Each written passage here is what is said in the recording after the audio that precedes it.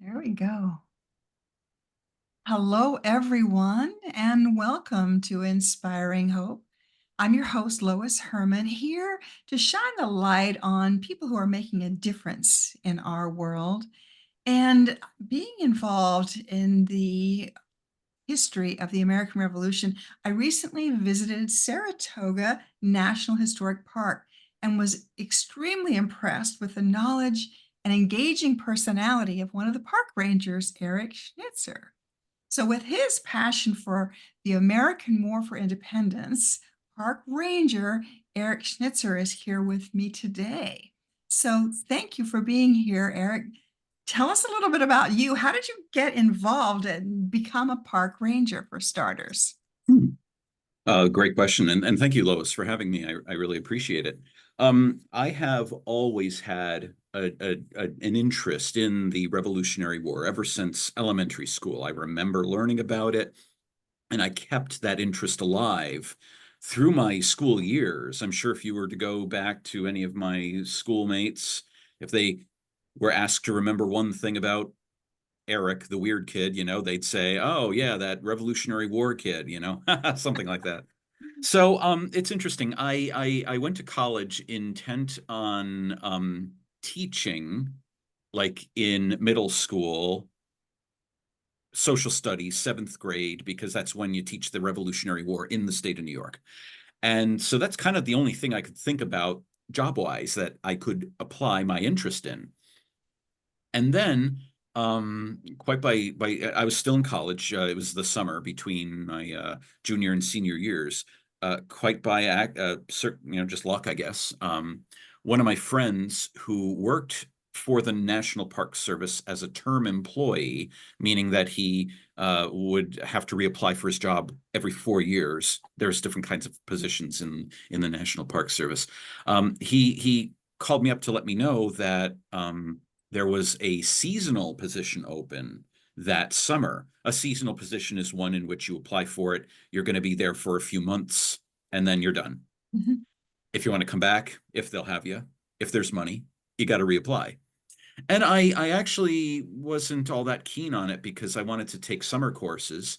And but then I decided to do it. I applied. I didn't get it. And then 2 weeks later, got a call from the chief of interpretation at the time, the person in charge of hiring seasonals, and she said, "Hey, the person we hired in your stead quit after a couple weeks. He didn't like it. So do you want the job?" And I agreed to it.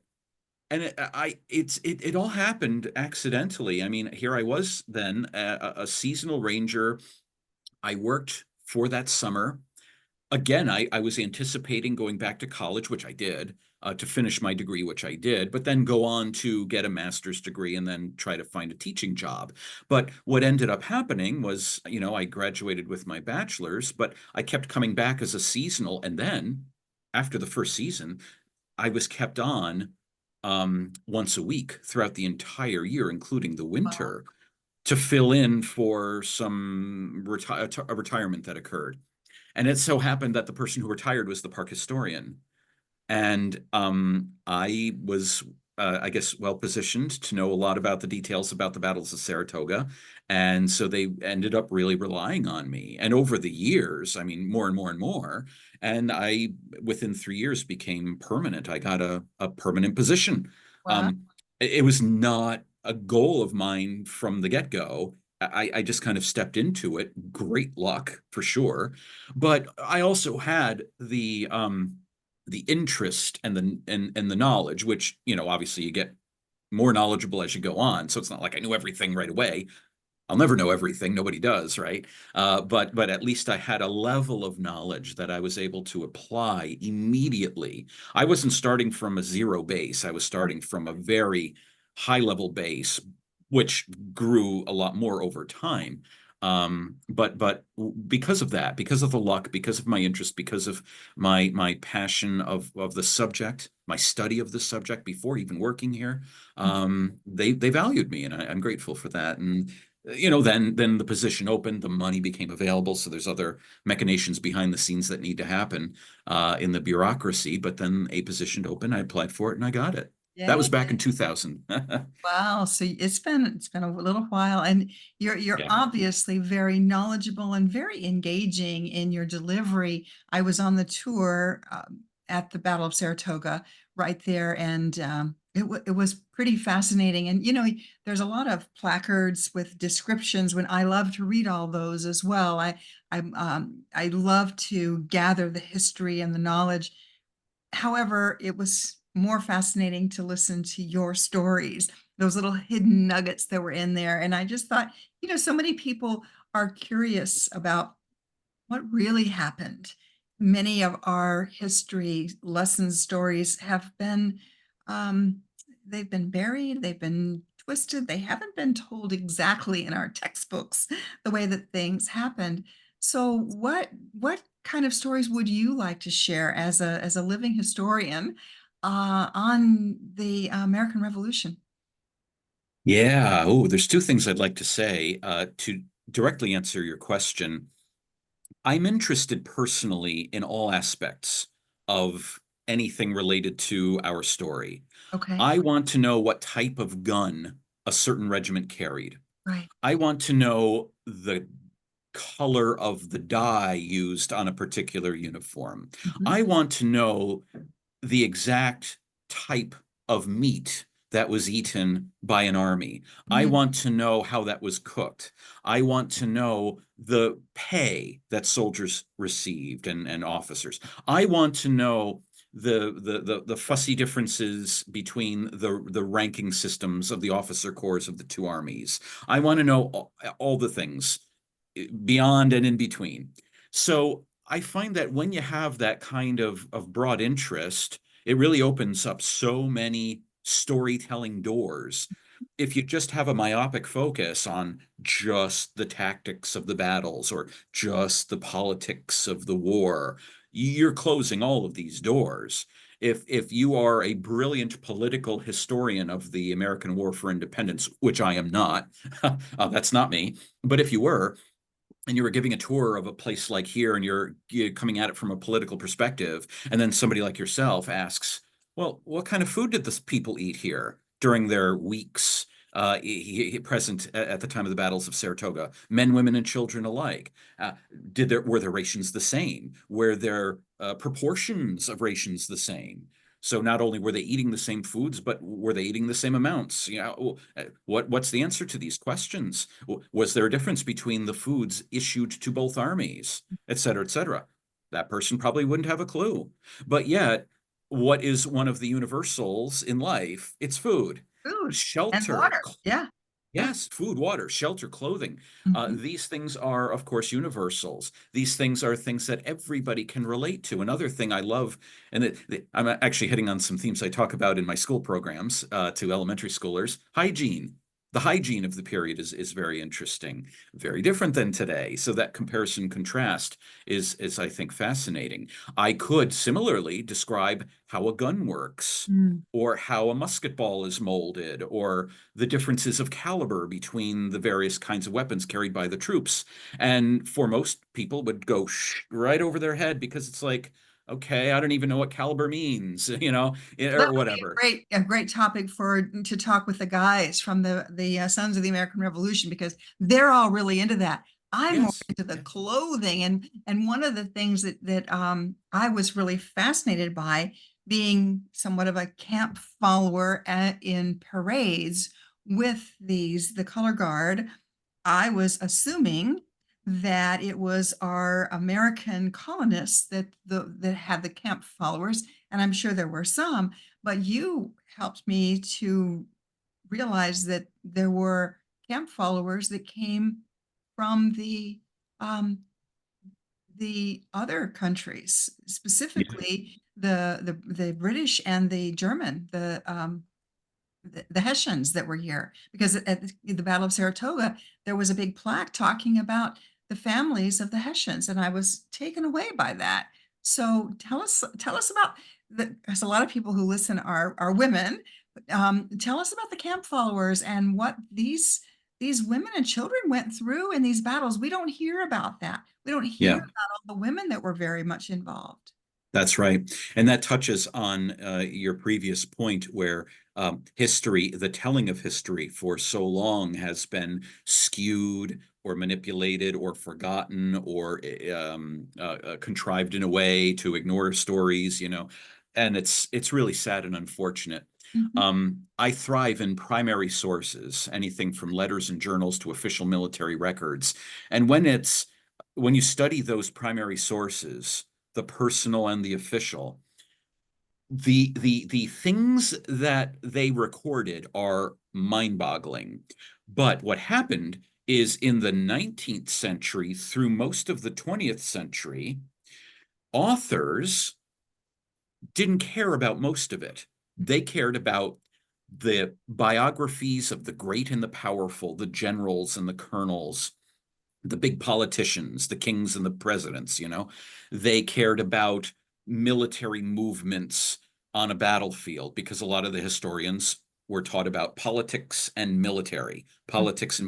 That's how you get taught history traditionally. Sure. When it comes to society, when it comes to things like followers of the armies, you don't get taught that Mhm. because it's not important. It is important, of course, we know that, Yeah. but traditionally it hasn't been seen as such, and that's a terrible tragedy.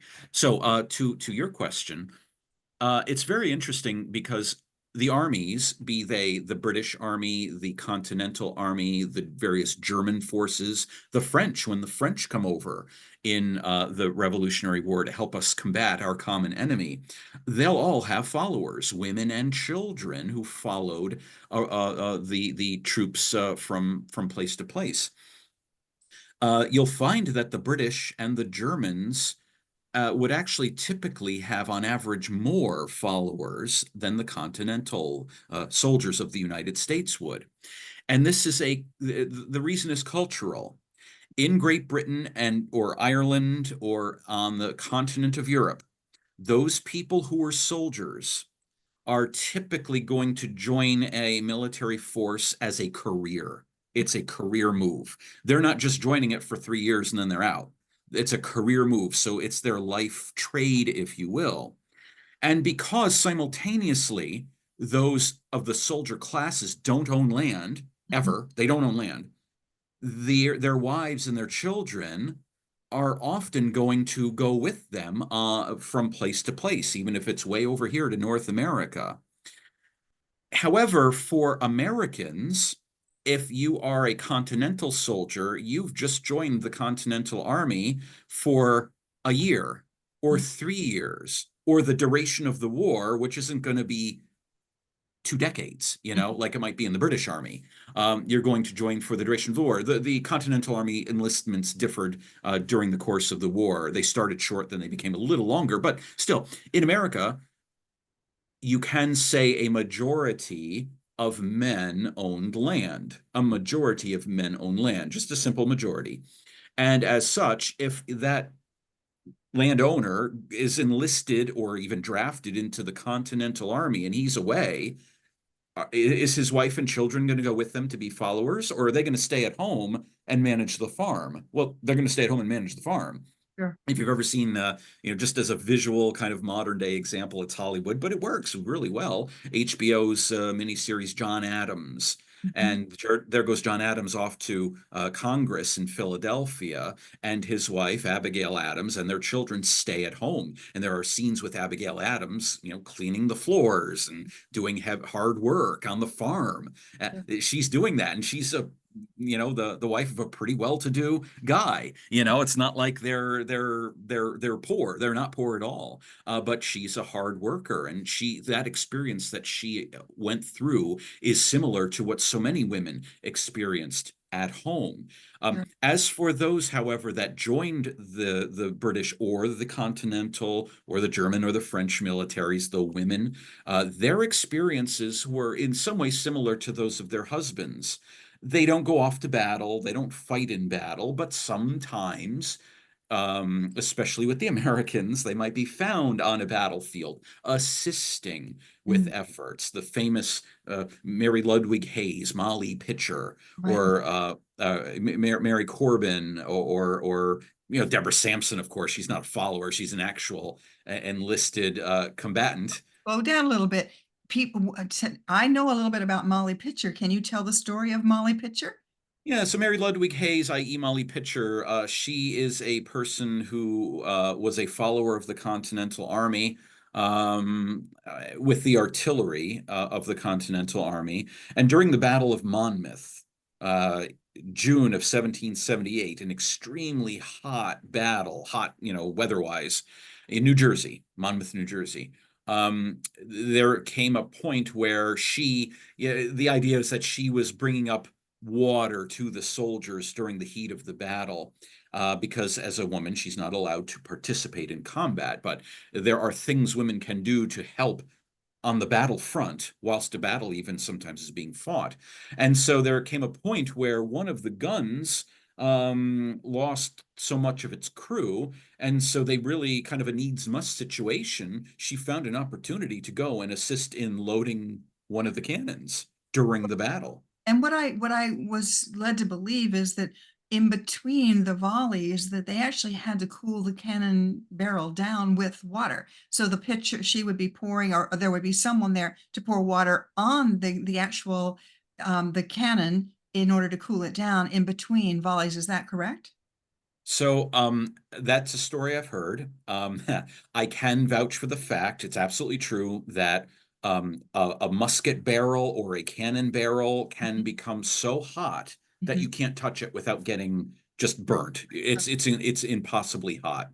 However, I don't think that they would be doing that necessarily. Again, I'm no expert on that particular aspect. Mhm, I've never seen a primary source refer to it mhm. personally, but I think of all of those very, very hot muskets that Mm, are the barrels are so yep, hot you can't touch them. right. Nobody's pouring water on those. I see. On a cannon, if you were to pour kind of coolish water on a really super hot barrel, I don't know if the reaction between the metal and the cooler water is going to be one in your favor.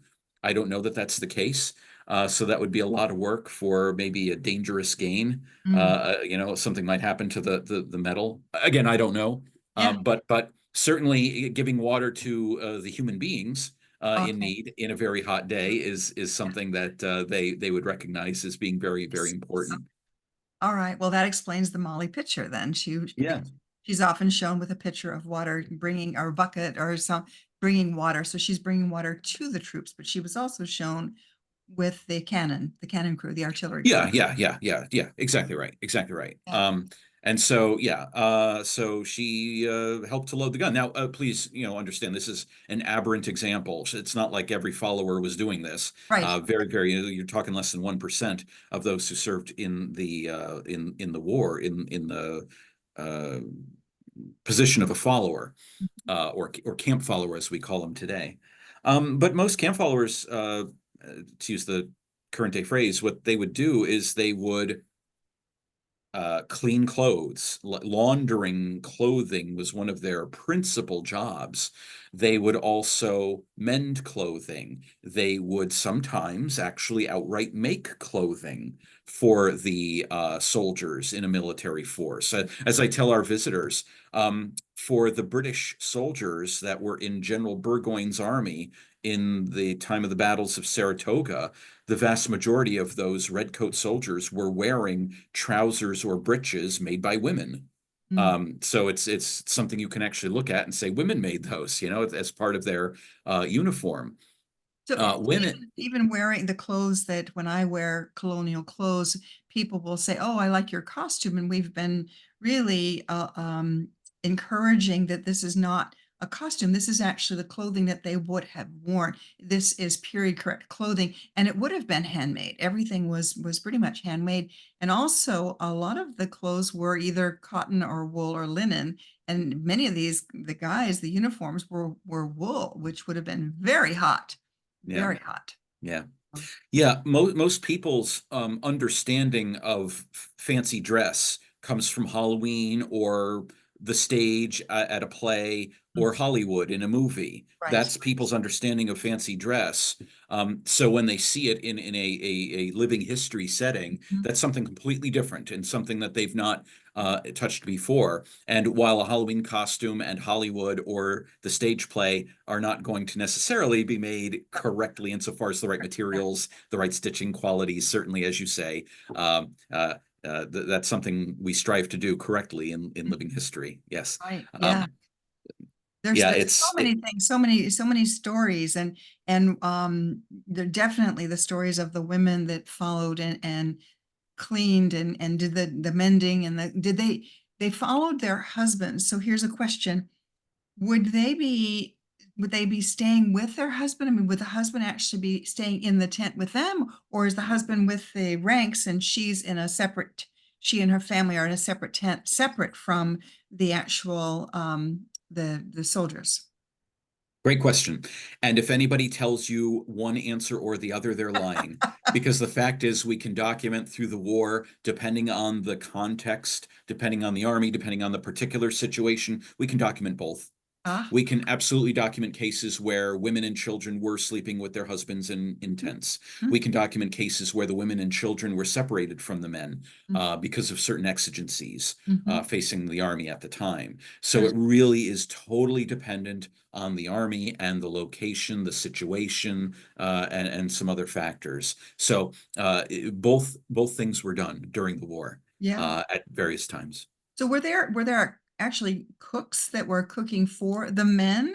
And Mhm. were those was that like a job as a cook that was in the military, or were the women cooking for the men? This is interesting. This comes up a lot. I just answered this similar question, I think, twice within the week. See? Yeah, this is a great question. Very timely. The answer is that in the militaries, be again the British, Continentals, they all did it very similarly. The men cook for themselves. Okay. And I don't mean that you have every single man cooking his own rations and then doing whatever afterward. What you typically have are groupings of men called a mess. This could consist of 4 men, 6 men. It depended again on the army, depended on the unit, but 4 to 6 men, a good average of 5 men, if you will. And what they would do is they would select one of their group, their mess, to make the victuals for the entire mess. Mm, So an army is going to issue out rations for the troops once every 3 days, once every 4 days, something like that. It again, it differs between mhm, armies. It differs between the context of what's happening at the time. But every 4 days, every 3 days, every 5 days, depending. And what would happen is that one person selected from the mess would then go to the commissary of issues or provisions, get the food for the entire mess, then go and dress it and prepare it, cook it, whatever needed to be done, and then have it distributed to his mess mates. mm, Now, his mess mates at this time are off drilling, guarding, cutting trees, digging latrines, whatever. They're doing other things. They have other duties to perform. It's not like they're all hanging out mm, while these mess men are cooking. mm, Not at all. Now, the mess man sometimes would rotate. So for a 2 week stint, that guy's in the mess is the chosen cook. Well, after 2 weeks, maybe this guy over here in the mess is going to be the chosen cook. So they might rotate that duty, or they might not, because maybe the one guy is really good at preparing the food and the others are a bit inept at it. So they're not going to rotate around. They're going to always have that guy have that duty. Now, notice I didn't say anything about women. Of course, the stereotype is that women were cooking for the men. It's just not true. okay. Please understand, I'm not saying that women never cooked for men in the Revolutionary War. That's not true either. There are specific examples where we have women preparing food for Mhm, soldiers. But again, it's very context dependent. It's very dependent on certain factors. You will find examples also of, no surprise perhaps, women followers cooking for their families, including their soldier husband. mhm, That would happen sometimes. mhm. So it does vary, but it is not a thing that, generically women were cooking for the men. That did not happen. Now, as for the women's mess and the children, they would cook for themselves. So you would find that women would receive rations from the army because they were vitilated too, just like the soldiers were. And then the women would take those rations and prepare them for themselves and their children, whilst the men typically were fed per the example I gave, with the one man chosen to cook for the mess. So that's how they did it. Women generally were not cooks, certainly not for the men. Mm, The other big job, though, you could say that women did have to supplement the needs of the military was to nursing, mm, nursing in the hospitals. sure. Um, that was a huge job. And there too, women sometimes were outright employed by the hospital on a permanent basis to be in the hospital. And in some cases, women would be rotated through. So you might be on hospital duty for 2 weeks, and then you're rotated out after 2 weeks, and a new rotation of women go in to work in the hospital. Again, it's very context dependent. It's very dependent upon exigencies and the culture of the various militaries. They're not one hard and fast rule for many of these examples. I find it interesting, having been raised in the military, that some of the terminology you're using has transcended through time, because it was, my dad would go to a mess hall, and Oh, we shopped at the commissary, so the terms you're using from the revolutionary days that were probably from even before then yeah, were, yeah, yeah. had continued on with then current. I don't even know if it's the same now, but there was definitely the mess hall. And as a young bride, I remember inviting a group of the soldiers for Thanksgiving dinner. They had a hard Cool. time eating. They sat back and they weren't eating. And I'm thinking, oh, is there something wrong? And they said, it's too hot. We're used to the food all being a kind of a temperate, not very warm. So they had to wait until everything cooled down before they ate. It was pretty interesting. Wow, no kidding. Mhm. No kidding. How interesting. Yeah, right, right. Yeah. So it's just, I find that, like you, the little nuances to me are what's fascinating about how the people lived. And I was really fascinated that there were that many women and children that were there specifically at the Battle of Saratoga from the Hessians. There were, what, 100 or something like that that were Yeah, there. there were of the with the Germans in particular, there were nearly 100 women Wow. present with the couple thousand Germans who were here. So you could say maybe I don't know, 4% of the Mm, Germanic presence that's, with Burgoyne's army by the time of the battles of Saratoga were women. And yeah, yeah, I'm for wondering, sure. when the battles were over, when the war was over, and did they end up staying there and homesteading, for instance, or did most of them go back to Germany? Just a It question. depends. Yeah, it depends. Many stayed, many went back. Okay. There's so many circumstances where a German might find himself in um, during the war, by which he might stay in America. A typical way is that he's captured in the Battle of Trenton or Bennington or Saratoga or Yorktown, and they are in a basically a prison camp usually, and then they just find an opportunity to desert. And Mm, we find that most of the Germans who deserted the prison camps didn't go back. mhm, They wanted nothing to do with going back to the military, to the back to Europe. There's nothing waiting for them back there. Insofar as land, I'm not saying they don't have family or whatever, because of course, but insofar as land, there's no land for them back there. They're not going to own property in America, though. mhm. Oh boy, is there land opportunity to own land? There sure is. There's no end of it in Right. 18th century America. Through the systems of sales and acquisition. So plentiful land, plentiful opportunity. Yeah. There were actually, in some cases, at the end of the war, the German state leaders decided to actually allow Mhm, their soldiers to remain in the New World. I'm sorry, not New World. It's not new, hardly new, but in North America if they wanted to. mhm. So they gave them that option to remain. And then those that wanted to go home got to go home. And I think that may answer questions that I had having traveled even in America. When you travel through Pennsylvania and different areas, the building structures, the houses, a lot of them are very familiar, very similar to the German style. So Hmm. I would be driving through some of these towns thinking this looks like Germany. And it would make sense that if the Germans stayed there, then they would create their own style. They would adopt their style of building. Yeah, for sure. Definitely.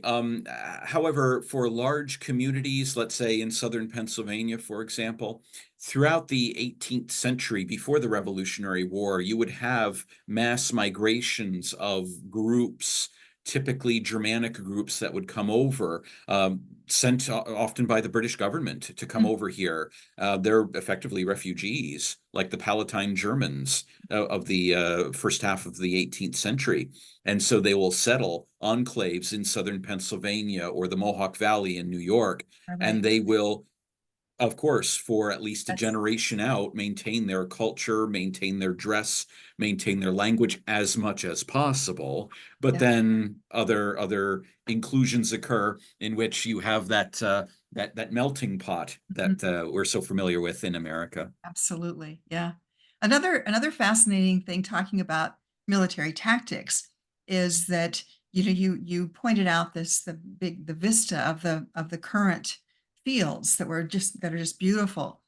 And you made a comment that initially these were all wooded lands. And one of the things that the soldiers did in advance of the battles was to fell the trees in order to make it an obstacle for the British troops because they're used to marching in a line. And to have all of these felled trees would be they'd, it would be obstacles for them to have to overcome it. I'm sure you can explain it a little bit more or a lot better. But I found that was interesting. Yeah, absolutely right.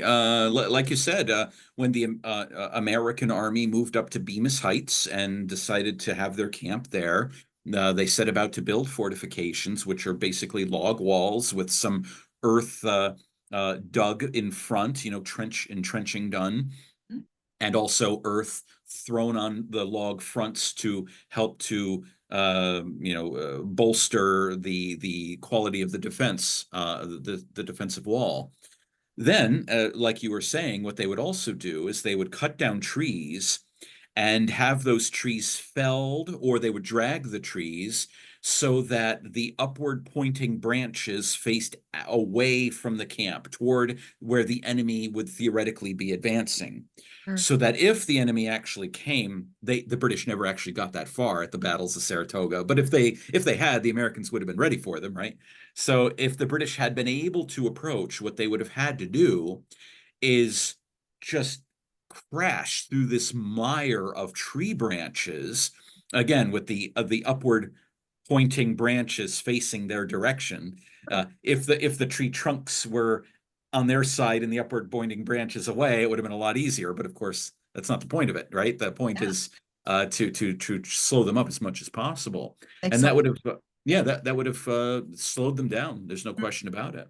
Um, doesn't mean that the British absolutely would have lost, but it would have slowed them down, and it could mean the difference between victory and defeat. Sure. And you also talked about the ages. I was taken aback. I've heard this before, but you had some specific statistics about the age of the people, the young men that fought. You said something, there was only one. Now you were talking about those that died in the Battle of Saratoga, right? There was only one over 60. Or could you talk about that? Because that was very eye-opening to me as well. Yeah. I think this is the most eye-opening thing for me too. And again, it feeds into that, thinking about artwork. When we think of the visuals of the Revolutionary War through artwork, traditionally, the artwork would have you believe that every soldier is some 30, 40, 50 something year old guy.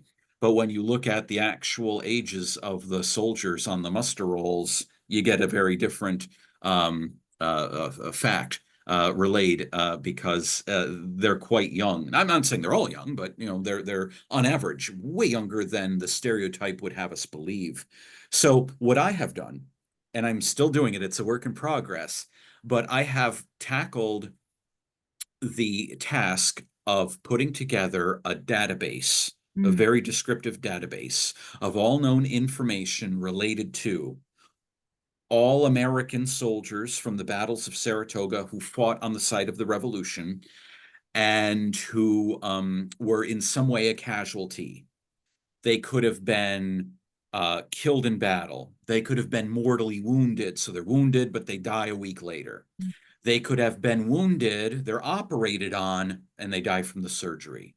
They could have gotten sick and died from their disease, their sickness that they contracted. They may have been injured by something and died, or not died, but they're injured and incapacitated for life. mm. They could have been murdered. There were two people who were, one definitely murdered, one possibly murdered in the American camp at the time frame of the battles of Saratoga. So I have been able to accumulate about 560 names of Americans who were casualties over the course of that about 2 month time frame, September, October of 1777. Of those, I've been able to identify specific statistical information like their ages, where they came from, were they married, if they were, how many kids did they have, the nature of their wound. So in other words, like exactly what was the how were they shot, where were they shot, all this stuff for about three-quarters of them, Wow. which I am very happy with those results. I hope to get more as time goes on. There's always more information to be found out there, but about three-quarters of them. Of those that can be identified by age, Mhm. if you were to break them up by decade of age, men in their 60s, men in their 50s, men in their 40s, etc., and then rank them according to the least number of casualties to the most number of casualties, you would find that, yes, like you said, there was one man in his 60s who got sick. He was sent home and he died en route. Mm, He died going home because he got sick with what they called the camp fever. mm. So he got sick because he was in camp. He was a Continental soldier in his 60s and he died because of it's his military service. Had he been at home, he would not have been sick and he would not have died in this manner. There were a couple guys in their 50s who died, more in their 40s, more in their 30s, more in their 20s.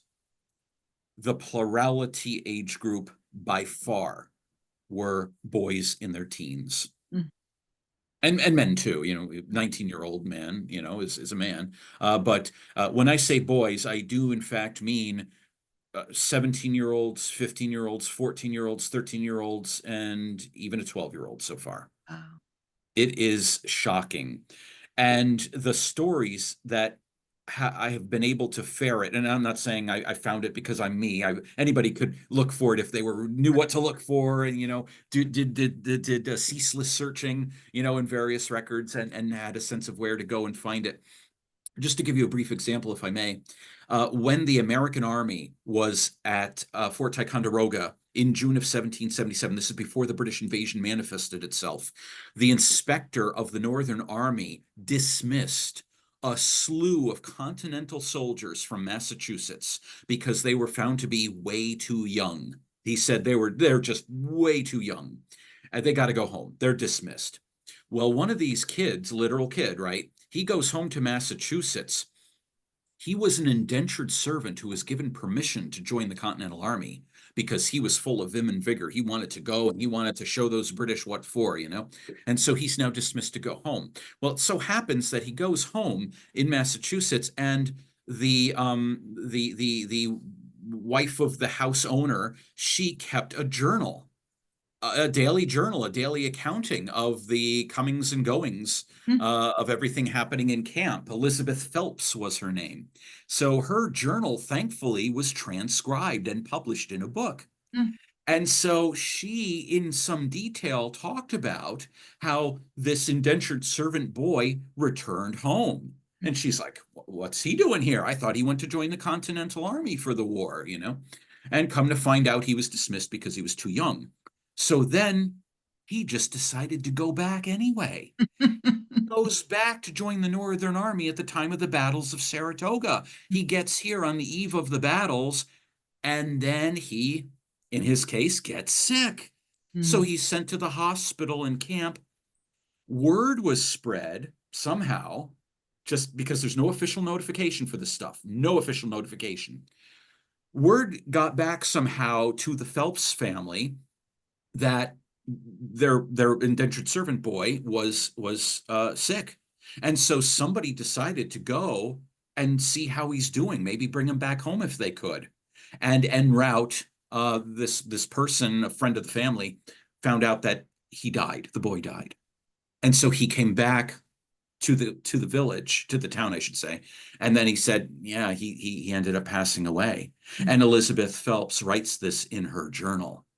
Now, I can show you the military information about his discharge, his name, his age, all this stuff. And then in her journal, she corroborates details like his age, his name,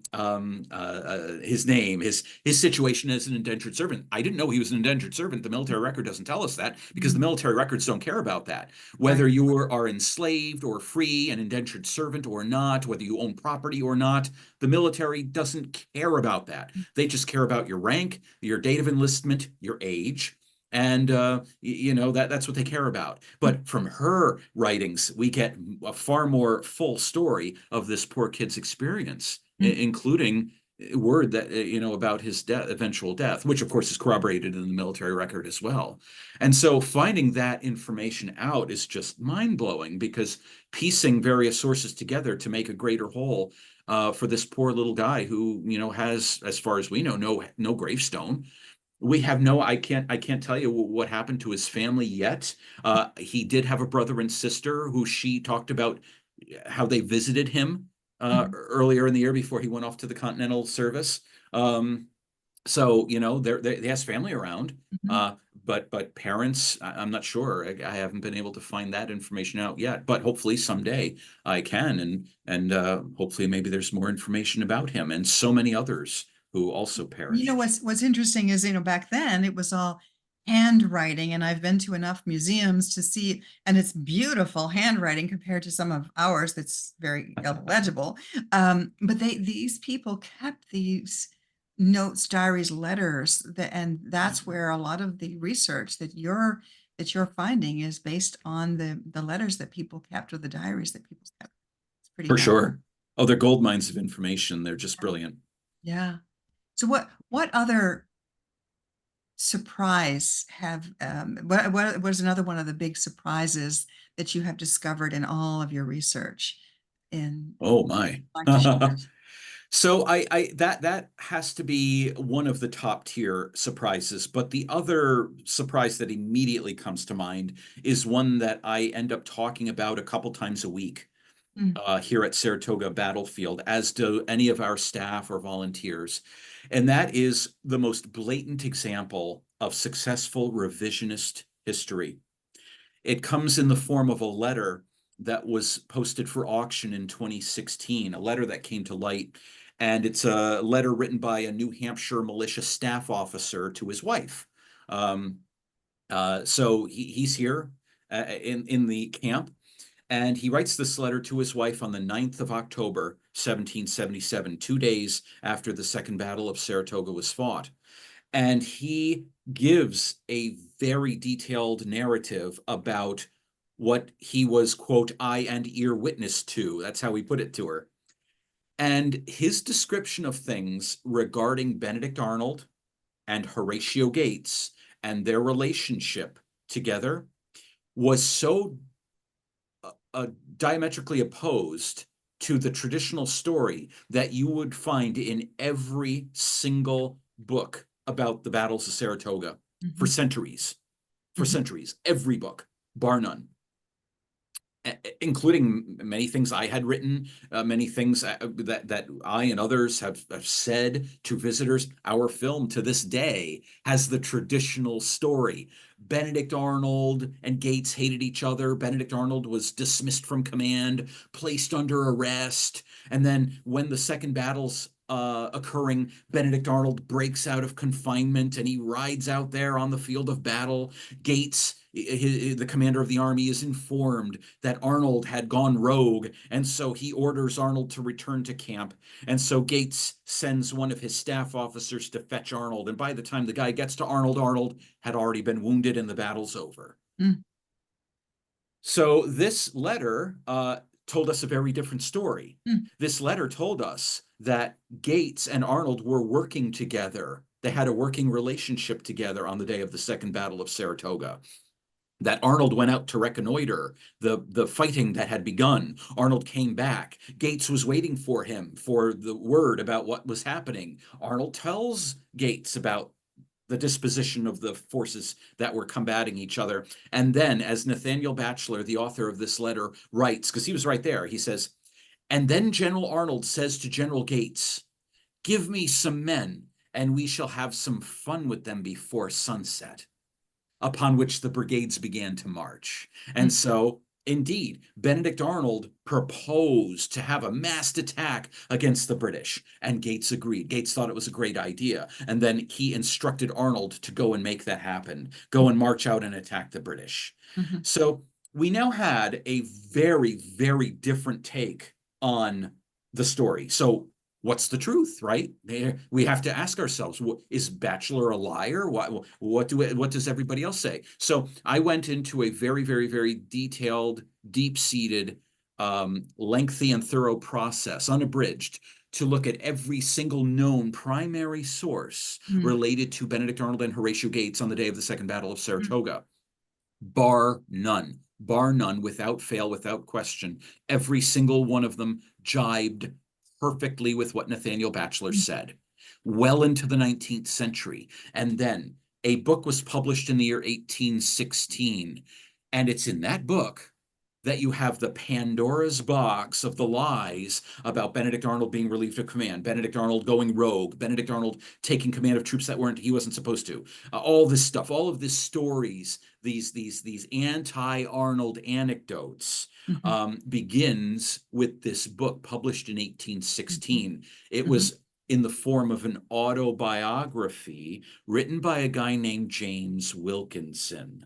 Now, James Wilkinson isn't that well known in American history. There are two biographies written on the guy, both of which, the theme of both of which is that James Wilkinson is one of the worst traitors that the United States ever had. Wow. Because he was. Just look him up online, James Wilkinson. There's not a good thing to say about this guy. He was an absolute disgusting traitor to the United States, literally. The difference between him and Arnold is that Arnold's treason was discovered whilst Arnold was in the process of betraying us. James Wilkinson's treason was only discovered after his death, not during the course of his life. There were people who thought there's something going on, but they never found out because the evidence was not available to them. So James Wilkinson served up a self-serving memoir to replace Benedict Arnold's heroism with himself. And then, and just to sum it all up, what do historians do? The next generation after the Revolutionary War generation dies, what do that first generation of historians writing about their fathers and grandfathers write? Well, they use James Wilkinson's account. Simple as that. They took it as fact. Because why would he lie? He was a general in the army, in the American army. He wrote a memoir, and he was at Saratoga. He really was. So why would he lie? He wouldn't tell falsehoods. No, he certainly did. I can vouch for that. That is so interesting about the different, again, the media, if you will, presenting a different story and people buying it, believing it. Yeah, and repeating it. And repeating it, yes, and repeating it. And I do recognize that Benedict Arnold was a hero, the Battle of Saratoga, and then situations went on to where he left the American army and fought for the British. Had he gone to India and fought, that would have been a different story.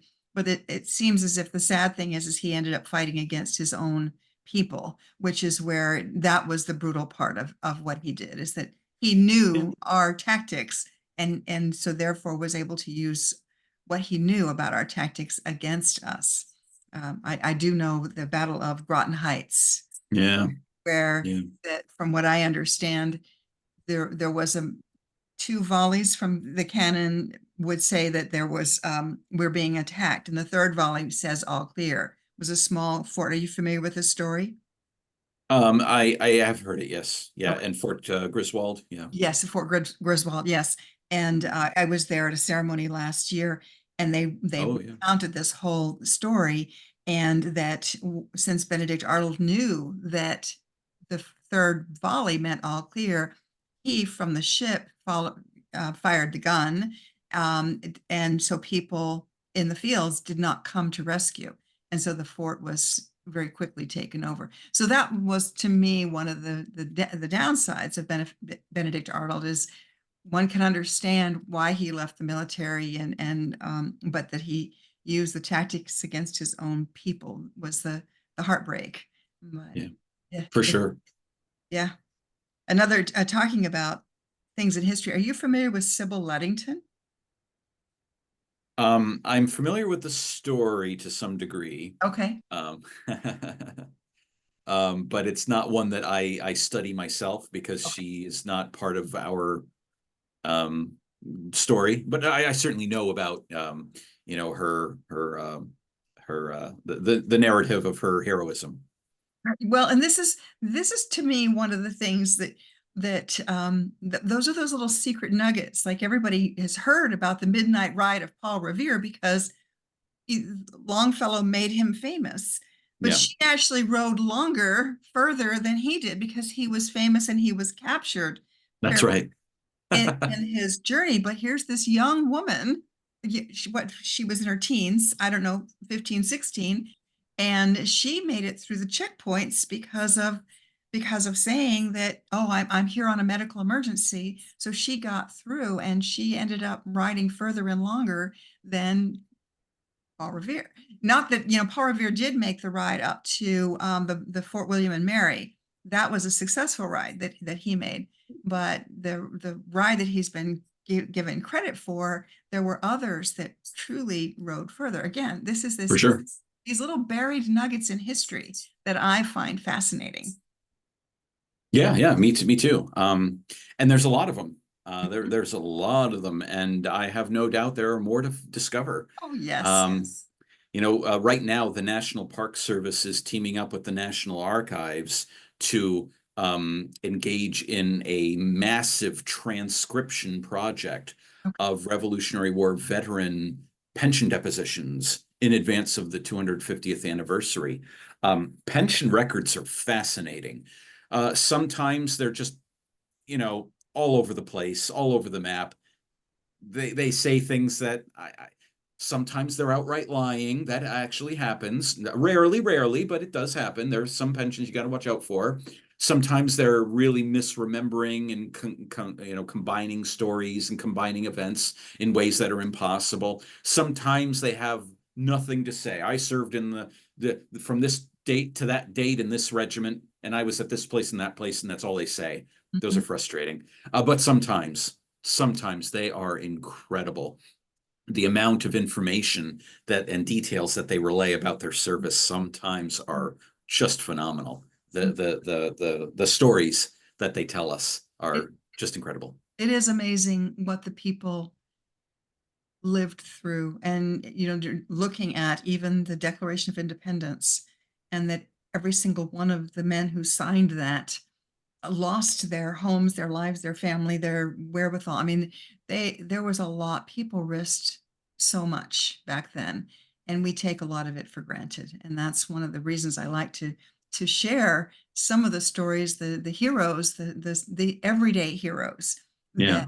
that that and the really rugged nature of what they had to go through back then. Mm. It's not Yeah, easy. it was very, very dangerous. Like I said, putting it all on the line Mhm. Absolutely. for the new nation, for sure. That's right. And So, well, we could continue on. I'm going to have you back for more stories. Right? Thank you. Thank you so much for what you're doing. And I want people to know about the book. I Oh, not only did you co-author the book because you've got the history in this book, but it's the pictures that are absolutely fascinating by Don Trio, say his name, Triani.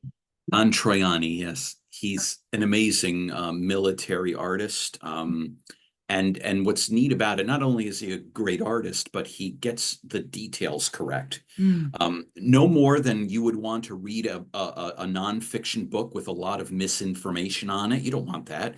You don't want to look at a piece of artwork that has wacky uniforms and clothes and the wrong guns and the wrong layout of the troops. You don't want that either. mhm, And so Don is a fastidious researcher, and he mm. has a pool of experts that he works with, and that's why his stuff is phenomenal. And he's a great artist, quality wise too. Ah, yeah, yes, he is. And there were no photographs back then, so Right. everything had to be done based on someone's recounting of the details. Yeah, very true. Very true. Yeah, for Yeah, sure. so it's a beautiful book that you've written. Thank you. Oh, And thank you I kindly. will, that is John Trione's Campaign to Saratoga, 1777, right? That's right. Okay. Yep. Yep. Well, thank you so much for the work you're doing and for inspiring the young people and us old people, the child in us that wants to know the stories, what really, really happened with our ancestors. And I don't know the way that I've shared this online, but you were the one that helped me to realize that my mother being a military wife and I was raised as called army brat, but my mother was a camp follower because she didn't have a home. My dad was in the military, he was a lifer, and we traveled and traveled and traveled, and we traveled where dad would go. So, and there was one time when he was at the Bay of Pigs in a secret mission. My family was put in outside of Annapolis in a little home. There were four different homes with the different wives and families, and one of the men would come back once a month just to check on us. But my mother had no idea where dad was. And at the time, we found out later he was down, in Miami at the Bay of Pigs. So Wow. very, because he was involved with missiles. And Oh my gosh. yeah, so so being a modern day camp follower and living on military bases. So oftentimes, Santa came on a tank. In all seriousness, it's a different way of life. And when um, you vener you respect the flag and the people who have fought and died and lived, for defending our country and our liberties. So it's very near and dear to my heart across all generations. Yeah, sure, sure. Yeah. That's a great story. Thank you for sharing that. Yeah, it's a neat way to look at it, being a modern day camp follower. Mhm. That's and Bay of Pigs, my gosh, that's quite wow. The stories he had that he experienced must be incredible. Oh yes, he was a proud retiree for sure. My mom, and she used to say all the time, "You couldn't have made rank without me." So Right? it, sewing on and pressing Yeah. his uniforms and keeping him. She did the work behind the scenes and he would make rank based on all her efforts as well. So Yeah, very right, interesting. right, Yeah. right. Well, thank you so much. I appreciate you and appreciate your stories, and keep sharing the truth. We need the truth. Sounds good to me, and I thank you, Lois, for inviting me. And I couldn't agree more. The truth is paramount, and getting the correct information, the correct stories. That's definitely we're very keen to do that. Great. Thank you so much. Thank you. Until next time, everyone, I always like to say, if you like this content, please share, and subscribe to my YouTube and Rumble channels. And until next time, look up, stay positive, and be the light in someone's day.